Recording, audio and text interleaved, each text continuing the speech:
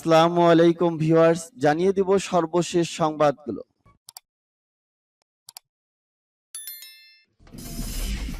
সংবাদের শুরুতেই জানিয়ে দিব সংবাদ শিরোনাম। দ্বিতীয় বিশ্বযুদ্ধের পর সবচেয়ে বিপজ্জনক দশকের মুখোমুখি বিশ্ব, বললেন পুতিন। S-500 দিয়ে মার্কিন স্যাটেলাইট ধ্বংস করে দিতে পারে রাশিয়া।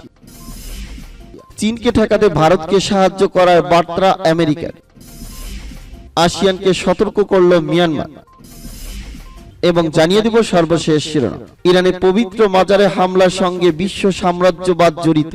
এতক্ষণ শুনছিলেন সংবাদ শিরোনাম, এখন শুনবেন সংবাদের বিস্তারিত। তো বন্ধুদের কাছে রিকোয়েস্ট রইল, এই ভিডিওতে একটা লাইক দিবেন, আর ভালো লাগলে অবশ্যই বন্ধুদের মাঝে শেয়ার করে দিবেন।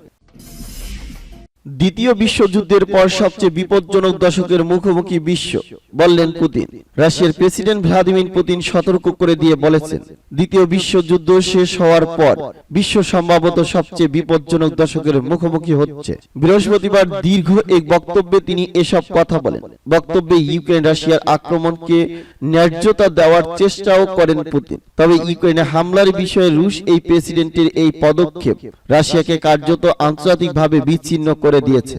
মিত্রদের মস্কো থেকে সরে যেতে বাধ্য করার জন্য রাশিয়ার বিরুদ্ধে পশ্চিমারা পারমাণবিক ব্ল্যাকমেইল করছে বলে অভিযোগ করেন পুতিন।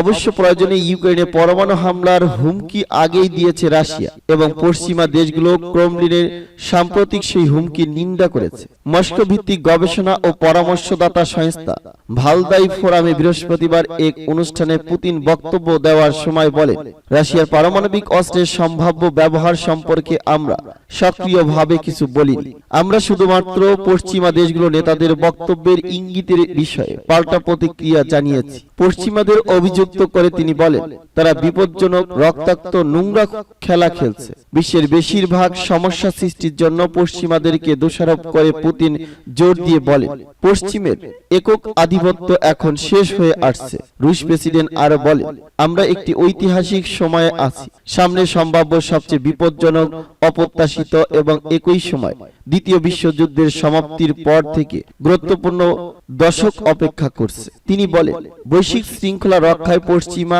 আর দায়িত্বে থাকতে সক্ষম নয়, তবে আধিপত্য ধরে রাখতে তারা মরিয়া চেষ্টা করছে। পুতিন বলেন, আমাদের চোখের সামনে একটি ভবিষ্যৎ বিশ্ব ব্যবস্থা তৈরি হচ্ছে এবং যুক্তরাষ্ট্রের নেতৃত্বে পশ্চিমারা রাশিয়াকে ধ্বংস করার চেষ্টা করছে। অবশ্য পুতিনের এই দাবির সমর্থনে কোনো প্রমাণ সামনে আনা হয়নি। S-500 দিয়ে মার্কিন স্যাটেলাইট ধ্বংস করে দিতে পারে রাশিয়া।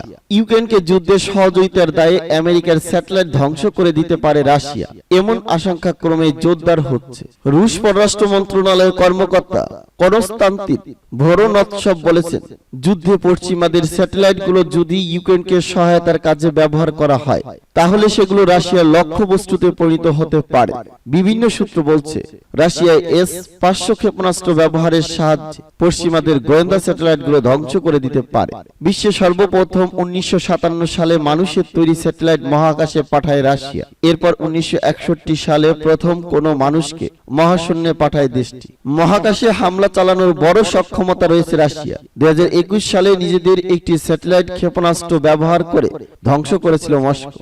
অবশ্য যুক্তরাষ্ট্র ও চীনের মহাকাশে হামলা চালানোর সক্ষমতা রয়েছে। কনস্তান্তিন ভোরোনৎসভ রুশ পররাষ্ট্র মন্ত্রণালয়ের সমরাষ্ট্র নিয়ন্ত্রণ সংক্রান্ত দপ্তরের উপপরিচালক হিসেবে দায়িত্ব পালন করেছে। জাতিসংঘে তিনি বলেন, বিশ্ব রাজনীতিতে পশ্চিমাদের আধিপত্য বাড়াতে যুক্তরাষ্ট্র ও দেশটির মিত্ররা মহাকাশ সংশ্লিষ্ট প্রযুক্তি ব্যবহারের চেষ্টা করছে। পশ্চিমা স্যাটেলাইটগুলো ব্যবহার করে ইউক্রেনকে সহায়তায় চরম বিপজ্জনক একটি প্রবণতা। ইউক্রেন যুদ্ধে পশ্চিমা স্যাটেলাইটের ব্যবহারকে উস্কানিমূলক আখ্যা দিয়ে রাশিয়ার এক কর্মকর্তা বলেন, এর জবাবে স্বাভাবিকভাবেই তাদের বেসামরিক স্যাটেলাইটগুলোকে লক্ষ্যবস্তুতে পরিণত করা যেতে পারে। এই বেসামরিক স্যাটেলাইটগুলোর মধ্যে বাণিজ্যিক স্যাটেলাইট রয়েছে। হামলার হুমকি দিয়েও কনস্তান্তিন ভোরোনৎসভ নির্দিষ্ট কোন স্যাটেলাইট প্রতিষ্ঠানের নাম উল্লেখ করেন। এদিকে আমেরিকা বলছে, সে দেশের অবকাঠামোর উপর যে কোনো হামলার উপযুক্ত জবাব দেওয়া হবে। চীনকে ঠেকাতে ভারতকে সাহায্য করার বার্তা আমেরিকার।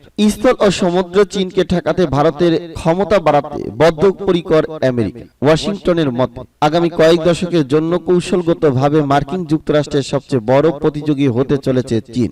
এই পরিস্থিতিতে প্রতিরক্ষা খাতে ভারতের সাথে তাদের অংশীদারিত্বকে এগিয়ে নিয়ে যাওয়ার বার্তা দিল পেন্টাগন। চীনকে ঠেকাতেই ভারতের সাথে নিজেদের অংশীদারিত্ব বৃদ্ধির কথা বলল পেন্টাগন। 2022 সালে ন্যাশনাল ডিফেন্স স্ট্র্যাটেজি প্রকাশ করেন মার্কিন প্রতিরক্ষা সচিব লয়েড অস্টিন। সেই স্ট্র্যাটেজিতে বলা হয়েছে, ভারতের সাথে আমাদের প্রতিরক্ষা অংশীদারিত্বকে এগিয়ে নিয়ে যাওয়া হবে গণপ্রজাতন্ত্রী চীনের আগ্রাসন রোধ করতে এবং ভারত মহাসাগর অঞ্চলে অবাধ ও উন্মুক্ত প্রবেশাধিকার নিশ্চিত করার জন্য ভারতের ক্ষমতা বাড়াতে এই পদক্ষেপ নেওয়া হবে। এদিকে ভারত ও আমেরিকা শিগগিরই যৌথ সামরিক মহড়ায় অংশ নিতে চলছে। প্রকৃত নিয়ন্ত্রণ রেখা থেকে 100 কিলোমিটার দূরে উত্তরাখণ্ডের আউডিতে এই সামরিক মহড়া হবে 15 নভেম্বর থেকে 2রা ডিসেম্বরের মধ্যে। ভারত ও আমেরিকা কঠিন ও দুর্গম পরিবেশে প্রতি বছর এ ধরনের সামরিক মহড়া করার পরিকল্পনা নিয়েছে। আমেরিকা ও ভারতের এই সামরিক মহড়া বিরোধীতে তীব্র প্রতিক্রিয়া জানিয়েছেন চীন। বেইজিং অভিযোগ করেছিল ভারত চুক্তি লঙ্ঘন করেছে।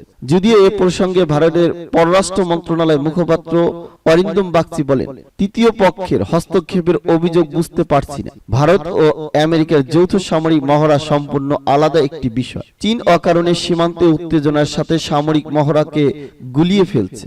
এদিকে গত শনিবার তৃতীয়বারের জন্য চীনা কমিউনিস্ট পার্টির সাধারণ সম্পাদক নির্বাচিত হয়েছেন শি জিনপিং। এরপরই আমেরিকার সাথে হাতে হাত মিলিয়ে বিশ্বে শান্তি প্রতিষ্ঠার কথা বলেছেন। যদিও জিনপিং এর বার্তা এবং চীনের কর্মকাণ্ডে আকাশ পাতাল তফাৎ। সম্প্রতি তাইওয়ান নিয়ে আমেরিকার সাথে বেইজিং এর সংঘাত মারাত্মক পর্যায়ে পৌঁছেছে। এই অবস্থায় চীনের চ্যালেঞ্জের কথা উল্লেখ করে ভারতকে সাহায্য করার বার্তা দিয়েছে পেন্টাগন। আসিয়ানকে সতর্ক করল মিয়ানমার। মিয়ানমারে শান্তি ফেরাতে সময়সীমা নির্ধারণের যে কোনো চাপ নেতিবাচক প্রক্রিয়া তৈরি করবে বলে দক্ষিণ পূর্ব এশিয়ার দেশগুলোর জোটকে আসিয়ান সতর্ক করেছে সামরিক সরকার। গত ফেব্রুয়ারিতে অং সান সুচির সরকারকে ক্ষমতাচ্যুত করে ক্ষমতায় বসে মিয়ানমারের জান্তা। এরপর থেকে দেশটিতে চরম বিশৃঙ্খলা দেখা দিয়েছে। সামরিক সরকারকে ক্ষমতা থেকে সরে দাঁড়ানোর আন্দোলনে নিরাপত্তা সদস্যদের গুলিতে নিহত হয়েছেন 2500-এর বেশি বেসামরিক লোক। দেশটির এমন সংকটে শান্তি ও স্থিতিশীলতা ফেরাতে মিয়ানমারের সামরিক সরকারকে চাপ দিয়ে আসছে আসিয়ান। নভেম্বরে আসিয়ানভুক্ত দেশগুলোর নেতৃবৃন্দদের সম্মেলনকে সামনে রেখে বৃহস্পতিবার ইন্দোনেশিয়ায় বৈঠককালে দক্ষিণ পূর্ব এশিয়ার পররাষ্ট্রমন্ত্রীরা বলেছেন, মিয়ানমারের রাজনৈতিক সংকট সমাধানে তারা অধিকতর দৃঢ় প্রতিজ্ঞা। গত বছরের ফেব্রুয়ারিতে সামরিক আইন জারির পর মিয়ানমারের অস্থিরতা বিরাট চলমান। উদ্ভূত পরিস্থিতি সম্পর্কে আসিয়ানের উদ্বেগ প্রকাশ ও প্রচেষ্টা সত্ত্বেও দেশটির রাজনৈতিক সমস্যার কোনো সমাধান চোখে পড়েনি। আসিয়ানের এমন চাপে বৃহস্পতিবার বিবৃতিতে উল্টো প্রতিক্রিয়া দেখিয়ে চলমান সহিংসতার জন্য দেশটির সশস্ত্র প্রতিরোধ যোদ্ধাদের আন্দোলনকে দায়ী করেছেন মিয়ানমারের পররাষ্ট্র মন্ত্রণালয়। শান্তি প্রতিষ্ঠার জন্য সময় নির্ধারণের চাপ ইতিবাচকের চেয়ে অধিক নেতিবাচক প্রভাব পড়বে। ইরানে পবিত্র মাজারে হামলার সঙ্গে বিশ্ব সাম্রাজ্যবাদ জড়িত। ইসলামী প্রজাতন্ত্র ইরানের প্রভাবশালী আলেম হুজ্জাতুল ইসলাম হাজ আলী আকবরী বলেছেন, সিরাজের পবিত্র মাজারে হামলার সঙ্গে বিশ্বের সাম্রাজ্যবাদী শক্তি জড়িত। তাদের কাছ থেকে প্রতিশোধ গ্রহণ করা হবে। তিনি আজ তেহরানে জুমার নামাজের খুতবায় একথা বলেন। জুমার নামাজের খতিব আরো বলেন, সিরাজে হযরত আহমদ বিন মুসা আলাইহিস সালাম এর মাজারে হামলার ঘটনাটি অত্যন্ত হৃদয় বিদারক। সেখানে ইবাদতরত অবস্থায় মানুষকে নির্মমভাবে গুলি করে হত্যা করা হয়েছে। তারা সেখানে জিয়ারত করেছিলেন। হাজ আলী আকবরী বলেন, বিশ্বের সাম্রাজ্যবাদী শক্তি দুটি উদ্দেশ্য হাসিলের জন্য ষড়যন্ত্র চালিয়ে যাচ্ছে। এর একটি হলো ইরানিদের প্রকৃত পরিচিতি বিনষ্ট করা এবং অপরটি হলো ইরানের অনিরাপত্তা সৃষ্টি করা। তিনি এ সময় ইরানের সর্বোচ্চ নেতার শোক বার্তার একাংশ তুলে ধরে বলেন, হৃদয় বিদারক এই ঘটনার হুতারা নিশ্চিতভাবে শান্তি পাবে, কিন্তু এসব বিপর্যয়ের উৎস উদ্ঘাটন এবং এগুলোর বিরুদ্ধে দৃঢ় ও বিজ্ঞচিত পদক্ষেপ গ্রহণ করা ছাড়া প্রিয়জনের কষ্ট এবং আহলে বাইত আলাইহিস সালাম এর মাজারের অপমানের ক্ষতিপূরণ হবে না। গত বুধবার ইরানের ফার্স প্রদেশের কেন্দ্রীয় শহর সিরাজে হযরত আহমদ বিন মুসা আলাইহিস সালাম এর পবিত্র মাজারে দায়েশ বা আইএস এক সন্ত্রাসীর বন্দুক হামলায় 2 শিশু সহ 15 জন জিয়ারতকারী শহীদ ও 30 জন আহত হয়েছে।